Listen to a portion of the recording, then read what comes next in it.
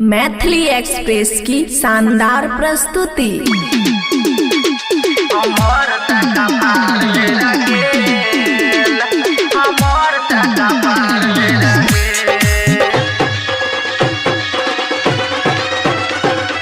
DJ Manish Raxaul.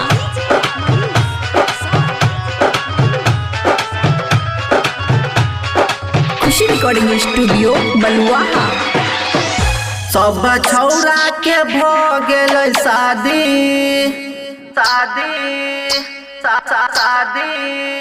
सब छौरा के भ गेल शादी। हमर टका पार दे गेल, हमर टका पार दे गेल, हमर टका पार दे गेल, हमर टका पार दे गेल। कहिया लौटे जेबै हम बराती, कहिया लौटे जेबै हम बराती। हमर टका पार दे गेल, हमर टका पार दे गेल, हमर टका पार दे गेल, हमर टका पार दे गेल। डीजे मनीष रक्सौल।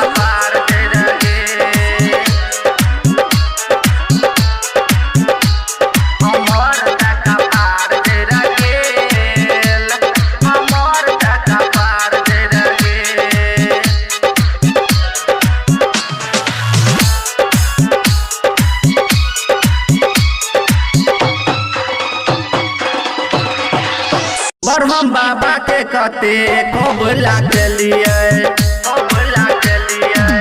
ब्रह्म बाबा के कते कोबला के लिए। गंगा काट जाके क्या बेर नहलिए। हमरा से छोटा के बिया भ गेल, सौख सिहंता सब जर गेल। कते माय बाप के पैर जाती, कते माय बाप के पैर जाती। हमर टका पार दे गेल, हमर टका पार दे गेल, हमर टका पार दे गेल, हमर टका पार दे गेल। डीजे मनीष रक्सौल। हमर टका पार दे गेल।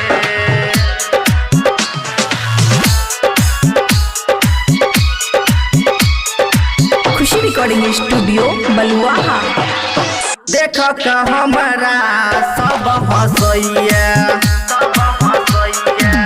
देख के हमरा सब हंसैया। खाना पीना नहीं निकल गैया।